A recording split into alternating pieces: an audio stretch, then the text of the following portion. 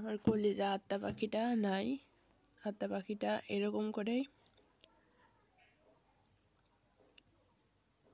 File হাতে হাতে নিয়ে যখন ডক্টর রাউন্ডে আসতো তখন বের হয়ে বাইরে এসে দাঁড়ায় থাকতাম, চাতক পাখির মতো অপেক্ষা করতাম যে ডক্টররা কি বলে, কি রিপোর্ট আসবে, কি চিকিৎসা দিলে তাড়াতাড়ি সুস্থ হয়ে যাবে। ডাক্তার আসার আগেই বারবার জিজ্ঞাসা করতো, ডাক্তারের সাথে তুমি কথা কও, ডাক্তারের সঙ্গে তুমি কথা কও, আমি কথা কইলে ডাক্তার শুনে না। এভাবে ফাইল হাতে করে করে বেডের উপর বসে থাকতো আর রুমের দরজা খুলে এভাবে কাগজপাতি নিয়ে নিয়ে দাঁড়ায় থাকতাম। ডক্টরদের সাথে আবার আলাদা করে করে কথা বলতাম।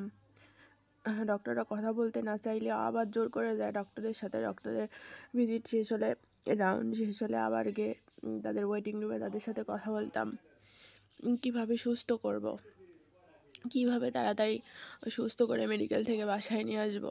সুস্থ হলো, ভালো হলো, রিপোর্টও সব কিছু ভালো আসলো, বাসায়ও নিয়ে আসলাম।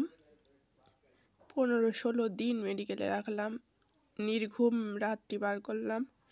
18-19 ব্যাগ ব্লাড দিলাম, হোল ব্লাড দিলাম, প্লাটিলেট দিলাম, সব কিছু করলাম। কিন্তু এই 13-14 দিনের জার্নি এতটা কষ্টের ছিল। এটাই ছিল আব্বার শেষ, যেদিন আসি সেদিন সকালে শেষ ডক্টর রাউন্ড। আর তখনই ডক্টর বলল যে বাবার রিলিজ দিয়ে দিবে, প্রেসক্রিপশন রেডি করে দিবে। তো এটাই ছিল শেষ ডক্টরদের ভিজিট, আর আব্বারও শেষ কথা ছিল ডক্টরদের সাথে মেডিকেলে শেষ দিন।